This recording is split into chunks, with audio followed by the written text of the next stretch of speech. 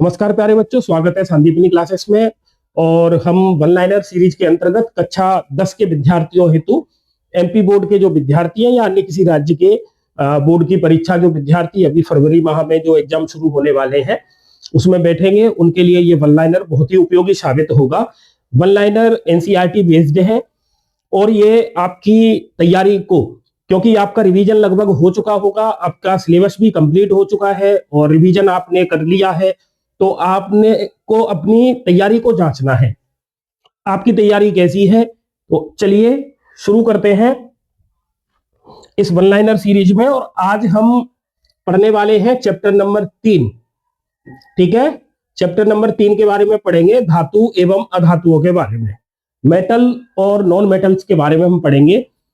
इनकी प्रॉपर्टी क्या है, ठीक है, इनके उपयोग क्या है, तो इससे संबंधित जितने भी वन लाइनर संभव हैं जो परीक्षा की दृष्टि से बहुत ही महत्वपूर्ण है, उन पर हम चर्चा करने वाले हैं। ठीक है, देखिए सबसे पहले हम बात करते हैं धातुओं के भौतिक गुण की। ये परीक्षा में आता है, धातु के भौतिक गुण लिखिए। तो धातुओं के भौतिक गुण में अपन अगर बात करते हैं तो ये देखिए, इनमें एक तो धात्विक चमक होती है, ये आघात वर्धनीय होते हैं, तन्यता का गुण इनमें पाया जाता है और ये ध्वनिक होते हैं। आप अपने दिमाग में जैसे किसी धातु को समझने के लिए आप लोहे को अपने दिमाग में रखिए, लोहे में कौन कौन से गुण होते हैं। देखिए इसमें एक अपनी धातु की चमक होती है। आघात वर्धनीय का मतलब होता है इन्हें हम पतले तार के फॉर्म में या चादर के फॉर्म में इसे बदल सकते हैं। ठीक है, तन्यता होती है और ये अगर इनको हम पीटते हैं तो ये आवाज करते हैं, इसलिए इनमें ध्वनि का गुण भी पाया जाता है। तो ये जो गुण हमने देखे ये किसके गुण हैं? तो आप कहोगे ये धातुओं के भौतिक गुण हैं, आपको ये याद रखने हैं। ठीक है, धात्विक चमक अपने शुद्ध रूप में धातु की सतह चमकदार होती है। अगर इसका शुद्ध रूप है तब ये जो धातु की सतह है वो चमकदार होती है। इसी गुण को हम धात्विक चमक के नाम से जानते हैं। ठीक है, अगला देखिए, आघात वर्धनीयता का मतलब क्या होता है? धातुओं को पीटकर इनकी पतली चादर बनाने को आघात वर्धनीयता कहते हैं। इनको पीटकर इनकी हम पतली चादर बना सकते हैं। आपने देखा होगा लोहे को अपन किसी भी डिजाइन में बदल सकते हैं। ठीक है, तन्यता का मतलब क्या है? धातु के पतले तार के रूप में खींचने की क्षमता को तन्यता कहते हैं। सोना आजकल इसकी डिमांड बहुत है और इसकी रेट भी बहुत हो गई है ना, लेकिन यह सबसे अधिक तन्य धातु है। ठीक है, छोटे से सोने के टुकड़े से आभूषण बन जाते हैं, है ना। इसको अपन खींचकर लंबे तार के फॉर्म में भी बदल पाते हैं। 1 ग्राम सोने से, देखिए 1 ग्राम सोने से 2 किलोमीटर लंबा तार बनाया जा सकता है। 1 ग्राम सोने से 2 किलोमीटर लंबा तार खींच सकते हैं अपन, तार बना सकते हैं 2 किलोमीटर लंबा। देखिए कितना तन्यता का गुण है। सबसे ज्यादा तन्यता सोने में पाई जाती है। बर्तन बनाने में आघात वर्धनीयता व तन्यता का उपयोग होता है, क्योंकि हम धातु को उसी आकार में ढाल सकते हैं। ठीक है, अगर ये गुण नहीं होंगे तो फिर बर्तन नहीं बनेंगे। अगर तन्यता का गुण सोने में नहीं होगा तो फिर अपन आभूषण नहीं बना सकते इसके। ठीक है, आपको ये चीजें याद रखनी है। हर एक लाइन आपके बोर्ड की परीक्षा की दृष्टि से बहुत ही महत्वपूर्ण है। वीडियो में आपको अंत तक बने रहना है। कम समय का ये वीडियो है, लेकिन आपके इस चैप्टर से संबंधित प्रश्न के गलत होने की संभावना नहीं रहेगी। तो वीडियो आपको अंत तक देखना है, स्किप नहीं करना है। और आपको संदीपनी क्लासेस के इस यूट्यूब प्लेटफॉर्म को सब्सक्राइब करने के बाद बेल आइकन जरूर से दबाएं और ऑल पर क्लिक करें, जिससे आपको नोटिफिकेशन तत्काल मिलता रहे। देखिए सब्सक्राइब करने का कोई पैसा नहीं लगता है, हम आपके लिए मेहनत कर रहे हैं। तो बस आपसे की ये रिक्वेस्ट रहती है, आपसे ये अपेक्षा रहती है कि आप चैनल को सब्सक्राइब करें और अपने फ्रेंड्स और फैमिली के अन्य मेंबर्स, आपके दोस्त जो बोर्ड की परीक्षा में इस साल बैठ रहे हैं, उनको भी इसका फायदा हो तो वीडियो को आप शेयर भी करते रहें। वीडियो को लाइक करना नहीं भूलें और बात करते हैं हम अगले पॉइंट की। देखिए, धातुएं ऊष्मा की सुचालक होती हैं। सुचालक का मतलब ये ऊष्मा को ट्रांसफर कर लेती हैं। जैसे आप लोहे की छड़ को गर्म करते हैं, तो लोहे की छड़ का एक सिरा आपने गर्म किया है, लेकिन उसका दूसरा सिरा भी गर्म हो रहा है। ठीक है, तो ये क्या कर रही हैं? ऊष्मा की ये कैसी होती है? सुचालक होती है। धातुओं का गलनांक बहुत अधिक होता है, इन्हें बहुत ज्यादा टेम्परेचर पर गर्म करते हैं तब ये पिघलती हैं, इसीलिए इनका गलनांक बहुत अधिक होता है। ठीक है, देखिए, धातुएं ऊष्मा की भी सुचालक हैं, और ज्यादातर धातु किसकी सुचालक होती है? विद्युत की सुचालक होती हैं। विद्युत की सुचालक होती हैं। ठीक है, इलेक्ट्रिसिटी की ये सुचालक होती हैं। चांदी, जिसे अपन सिल्वर कहते हैं, आजकल इसका भी भाव बहुत तेज हो गया है ना, 3 लाख रुपए के लगभग ये पहुंच गई है, 3 लाख रुपए किलो के हिसाब से।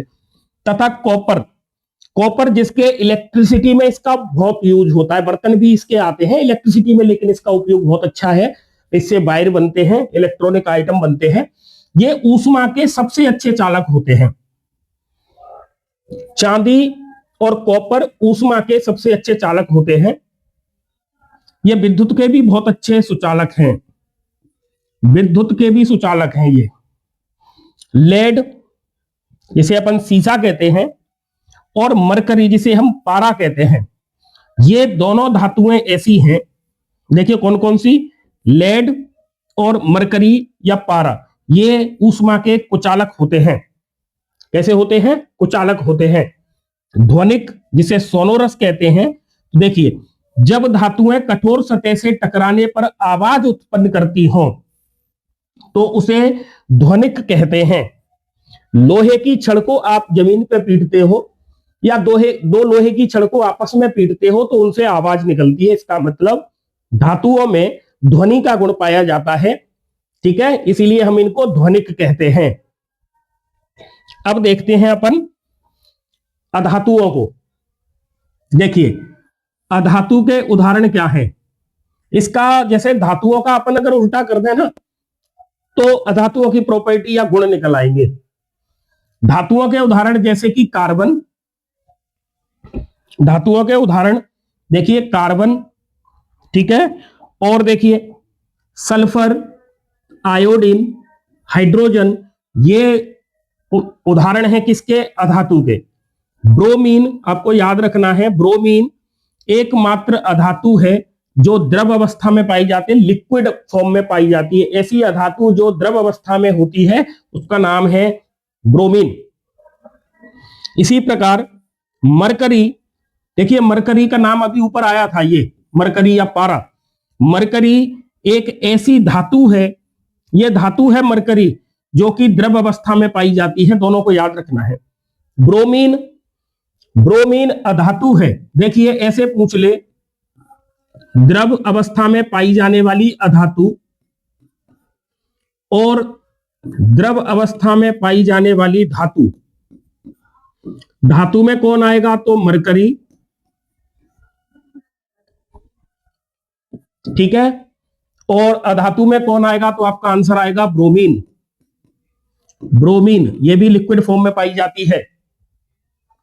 आयोडीन, आयोडीन अधातु है, लेकिन ये ऐसी अधातु है जिसमें चमक होती है। देखिए अभी अपन ने पढ़ा था कि धातुओं में चमक पाई जाती है, लेकिन आयोडीन एक ऐसी अधातु है जिसमें चमक होती है, तो आयोडीन को अपन I2 ऐसे दर्शाते हैं। ठीक है, अब बात करते हैं अपन अपर रूप के बारे में। अपर रूप, जब कोई तत्व एक से अधिक रूपों में विद्यमान रहता है, मतलब पाया जाता है। जब कोई तत्व एक से अधिक रूपों में विद्यमान रहता है, प्रत्येक रूप को अपर रूप कहते हैं तथा इस प्रक्रिया को अपर रूपता कहते हैं। जब कोई तत्व एक से अधिक रूपों में पाया जाता है, विद्यमान रहता है, तब हम उसे अपर रूप कहते हैं और इस प्रक्रिया को अपर रूपता कहते हैं। कार्बन के अपर रूपों के नाम पेपर में पूछे जाते हैं, इंपॉर्टेंट है। तो इसके कार्बन के अपर रूप है हीरा, ग्रेफाइट, हीरा और ग्रेफाइट। ठीक है, कार्बन के अपर रूप। एक इसमें आपको फ्लोरीन को भी याद रखना है, फ्लोरीन को भी याद रखना है। हीरा जो कि कार्बन का एक अपर रूप है, यह सबसे कठोर है, यह सबसे कठोर प्राकृतिक पदार्थ है। इसका गलनांक और क्वथनांक बहुत अधिक होता है, याद रखना है। हीरा एक प्राकृतिक सबसे कठोर पदार्थ है जिसका गलनांक और क्वथनांक बहुत अधिक होता है। ऐसे ही देखिए ग्रेफाइट, यह कार्बन का एक अपर रूप है, लेकिन यह विद्युत का सुचालक होता है। आपने देखा होगा इन्वर्टर पर जो बैटरी अपन लगाते हैं, ट्रैक्टर या वाहनों में जो बैटरी होती है, उस बैटरी के जो इलेक्ट्रोड होते हैं वो ग्रेफाइट के बने होते हैं। जैसे ये कोई बैटरी आपने देखी हो इन्वर्टर पे, इस तरीके से बैटरी, तो इस पर दो टर्मिनल लगे रहते हैं इस तरीके से, एक प्लस होता है और एक माइनस होता है। तो ये जो टर्मिनल हैं ये किसके बने हैं? ये ग्रेफाइट के बने हैं। ठीक है, ऐसे ही आप जो पेंसिल से लिखते हो, लकड़ी वाली पेंसिल, उसमें भी ग्रेफाइट का यूज होता है और यह विद्युत की सुचालक होता है ग्रेफाइट। आगे देखिए क्षारीय धातु जैसे लिथियम, सोडियम, पोटेशियम, ये इतनी मुलायम है तो इनको हम चाकू से काट सकते हैं। लिथियम, सोडियम और पोटेशियम, देखिए तीन धातु हैं, लिथियम, सोडियम और पोटेशियम। इन्हें चाकू से काटा जा सकता है क्योंकि ये मुलायम होती हैं। और ये धातुएं कैसी हैं? तो इनकी प्रकृति होती है क्षारीय। धातुओं को वायु में अगर जलाया जाए, दहन किया जाए, ठीक है, ऑक्सीजन की उपस्थिति, ठीक है, तब ये धातु के ऑक्साइड बनाती हैं। क्या बनाती हैं? धातु के ऑक्साइड बनाती हैं। जैसे मैंने एक धातु ली कॉपर, और इसको ऑक्सीजन के साथ इसको हम दहन करते हैं तो इससे कॉपर के ऑक्साइड, कॉपर ऑक्साइड बनता है। तो धातु जब ऑक्सीजन से क्रिया करती है और हम इसका दहन करते हैं तो ये धातु का ऑक्साइड बनाती है। ठीक है, आगे चलें। ऐसे ही इधर देखिए एल्यूमिनियम ऑक्साइड, एल्यूमिनियम क्रिया करता है ऑक्सीजन के साथ तो एल्यूमिनियम ऑक्साइड बनता है। कॉपर की क्रिया अगर कराएं तो ये कॉपर ऑक्साइड बनाएगा। ठीक है, आगे देखिए अधिकांश धातु के जो ऑक्साइड बने, तो धातु के जो हमने ऑक्साइड बनाए थे जैसे एल्यूमिनियम ऑक्साइड Al2O3, इनकी प्रकृति कैसी होगी? तो इनकी प्रकृति क्षारीय होती है। कैसी होती है? क्षारीय होती है। उभयधर्मी ऑक्साइड, जो धातु ऑक्साइड, देखिए ऐसे जो धातु ऑक्साइड जो अपन बनाते हैं ये अम्लीय तथा क्षारीय दोनों प्रकार का व्यवहार अगर करते हो, उभय, उभय का मतलब होता है दो, जिसमें दोनों प्रकृति हो जिसकी, है ना, अम्लीय प्रकृति भी दर्शाता हो और क्षारीय प्रकृति भी दर्शाता हो, ऐसा धातु का ऑक्साइड जो अम्लीय भी प्रकृति रखता है और क्षारीय प्रकृति रखता है, तो हम उसे उभयधर्मी ऑक्साइड कहते हैं। और इसका उदाहरण है Al2O3, एल्यूमिनियम ऑक्साइड और जिंक ऑक्साइड ZnO। ठीक है, तो उभयधर्मी ऑक्साइड आपको मुझे लग रहा है समझ में आ गया होगा। ऐसे ऑक्साइड, ऐसे धातु के ऑक्साइड जिसमें अम्लीय और क्षारीय दोनों प्रकृति पाई जाती हैं, दोनों प्रकृति का वो व्यवहार करता है, अम्लीयता का भी व्यवहार करता है और क्षारीयता का भी व्यवहार करता है, तो हम उसे किस नाम से जानते हैं? आप कहोगे उसे उभयधर्मी ऑक्साइड के नाम से जानते हैं। और उदाहरण आपको देना है एल्यूमिनियम ऑक्साइड और जिंक ऑक्साइड, Al2O3 और ZnO3। आगे देखिए कुछ धातु ऑक्साइड जल में घुलकर क्या बनाएंगे? क्षार बनाते हैं। कुछ धातु के ऑक्साइड जल में अगर उनको घुला जाए तो वो क्षार बनाते हैं।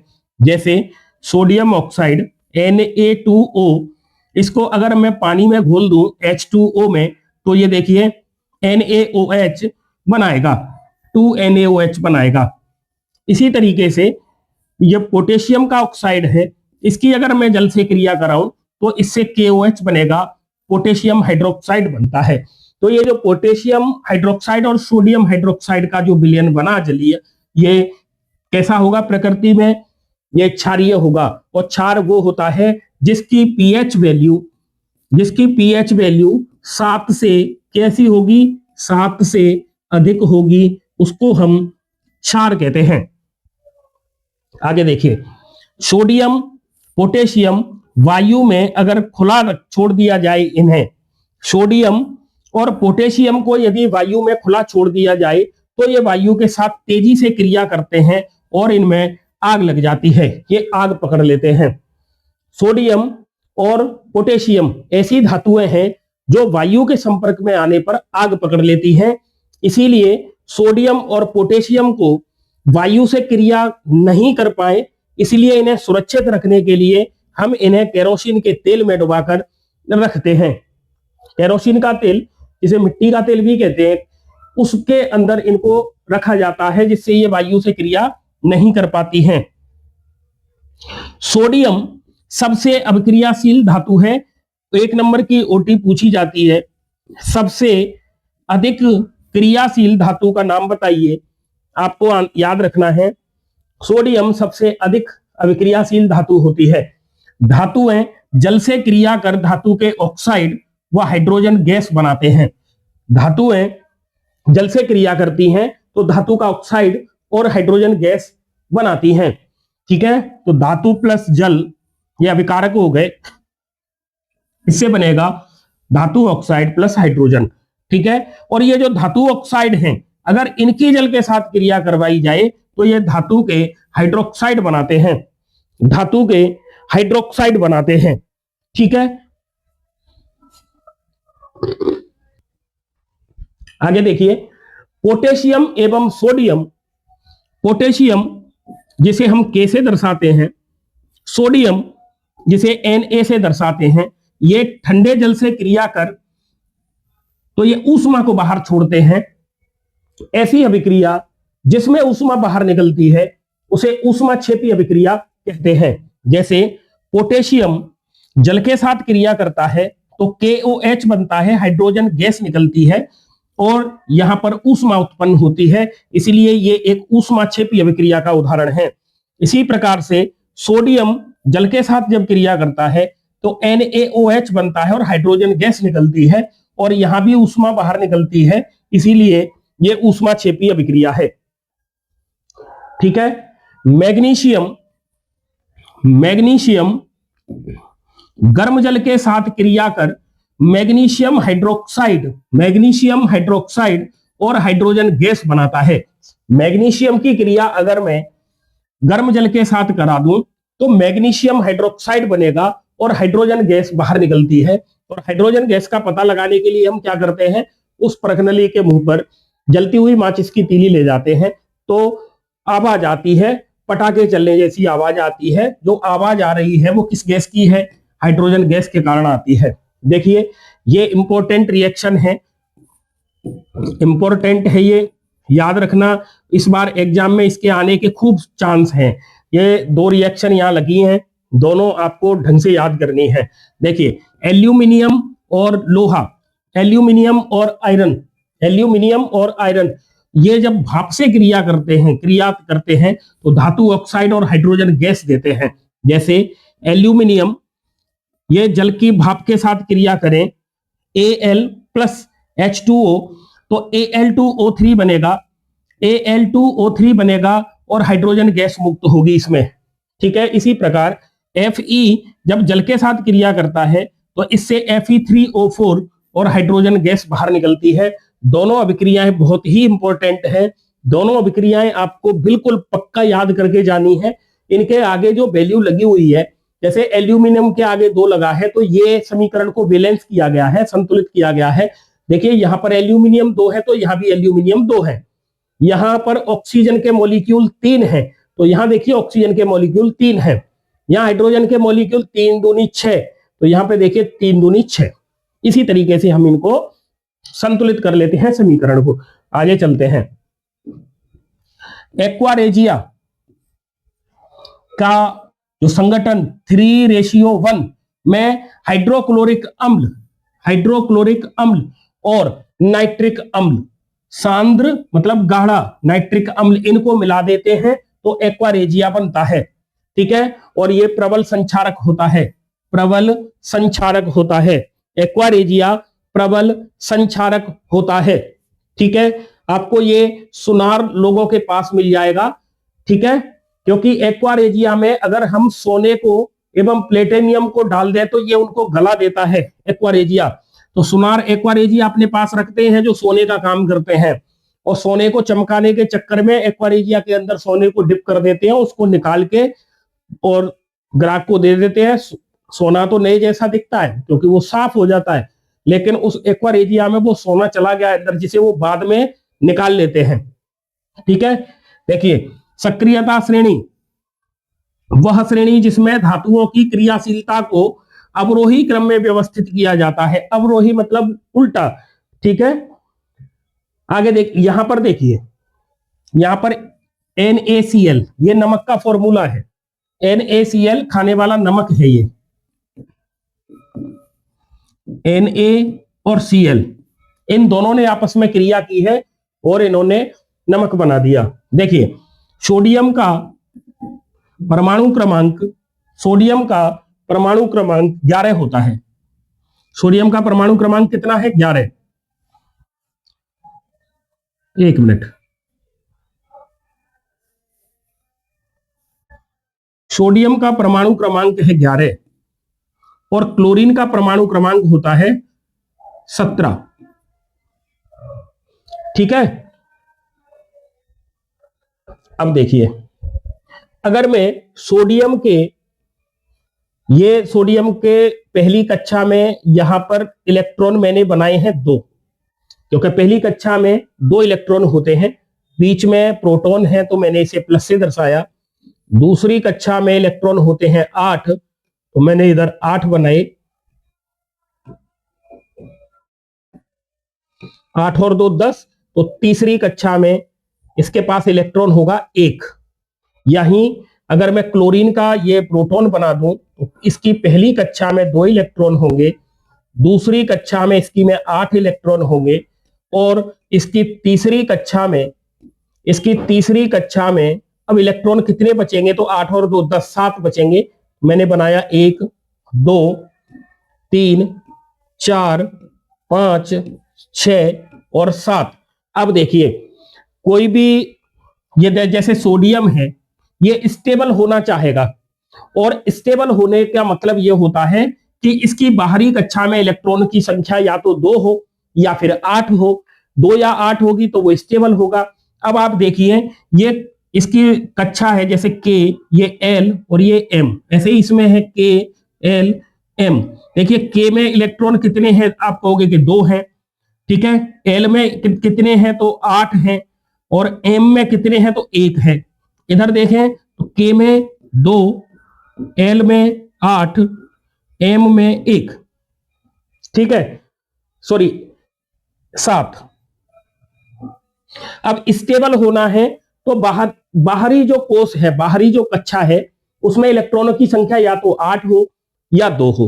तो आप देखिए सोडियम के पास बाहरी कक्षा में 1 इलेक्ट्रॉन है और क्लोरीन के पास बाहरी कक्षा में 7 इलेक्ट्रॉन हैं।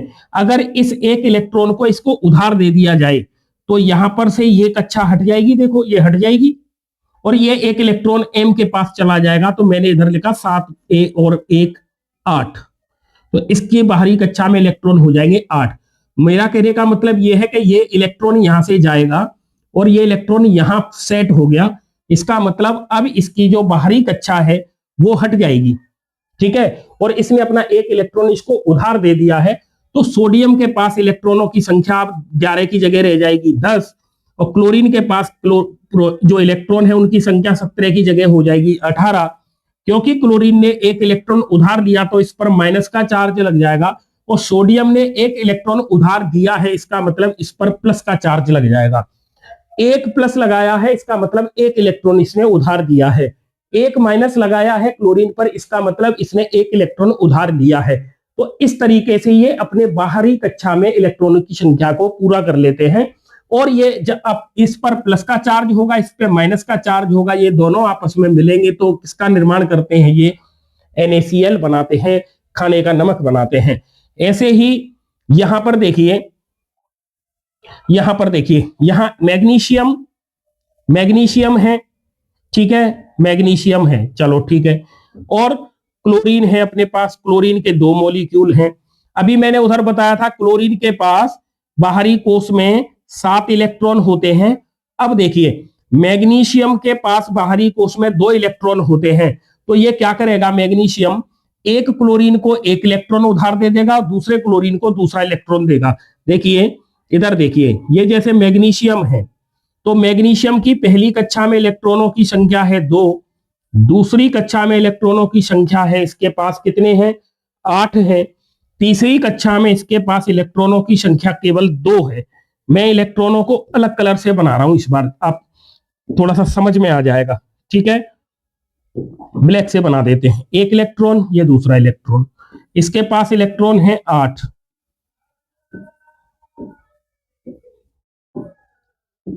इसके पास इलेक्ट्रॉन है यहां पर केवल 2।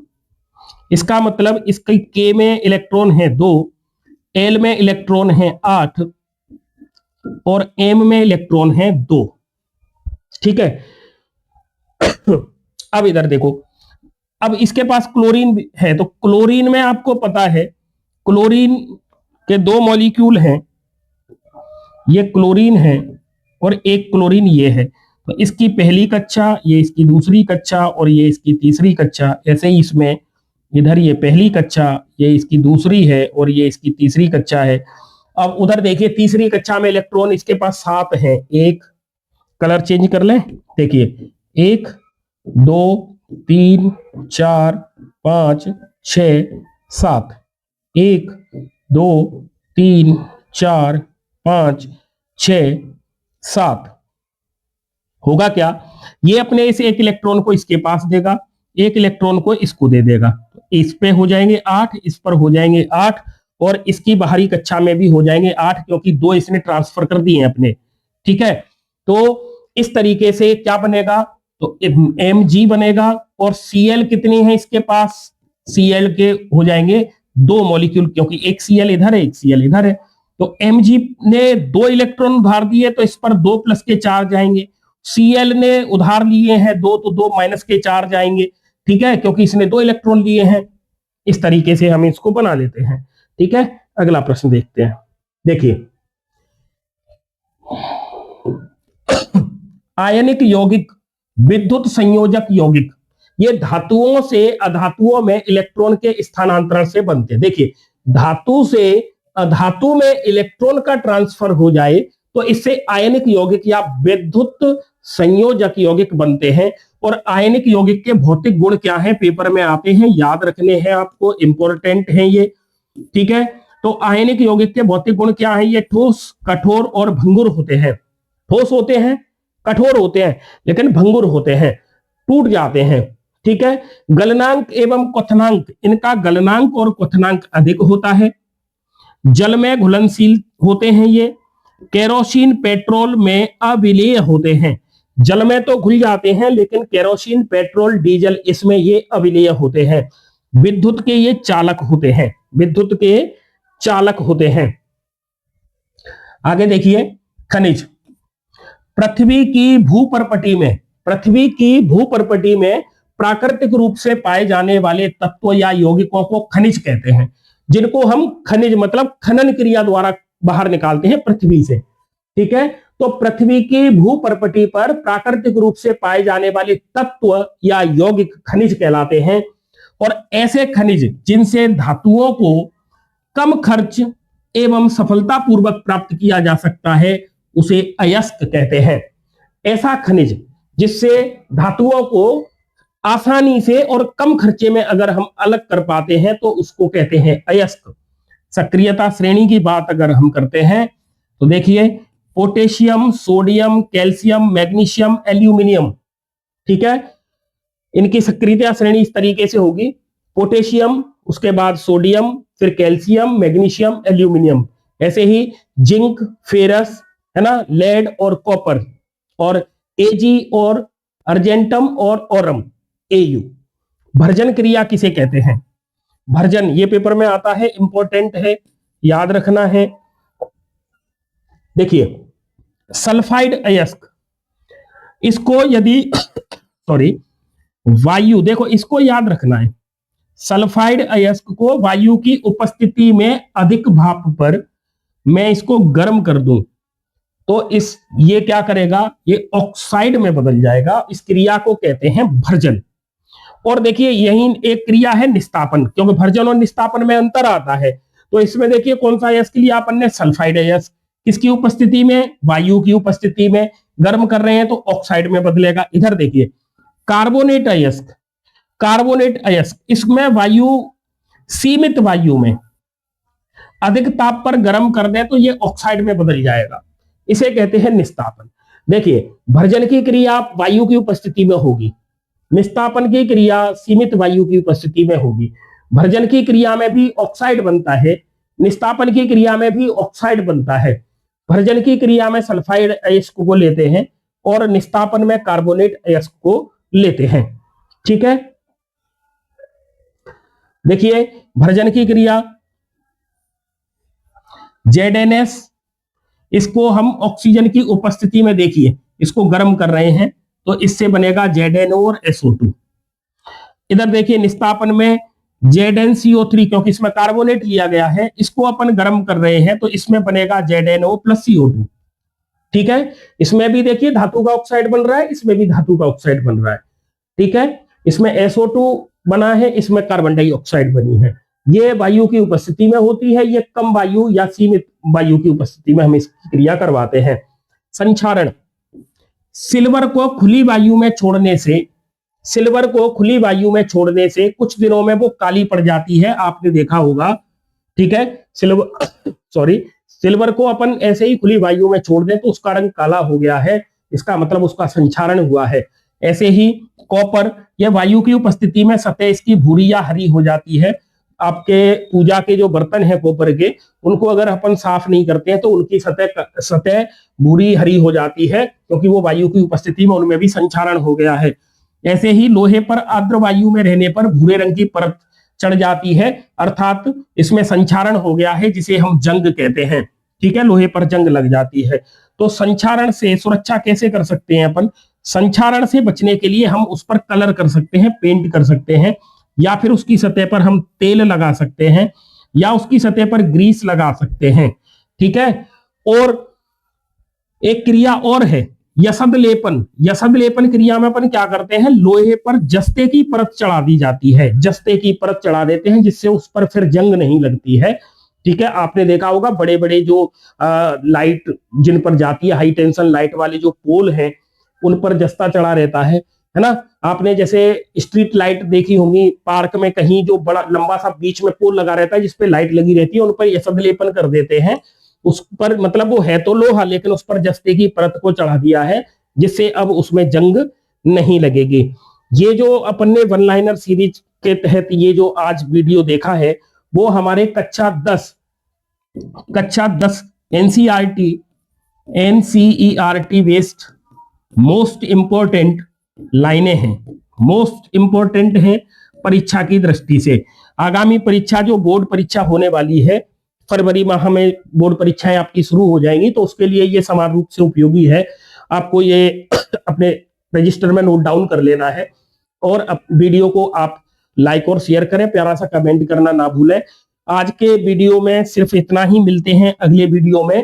तब तक के लिए आप संदीपनी क्लासेस से जुड़े रहिए, चैनल को सब्सक्राइब करके ऑल पर क्लिक करना ना भूलें, बेल आइकन को प्रेस करके रखें। मिलते हैं अगले वीडियो में, तब तक के लिए जय हिंद।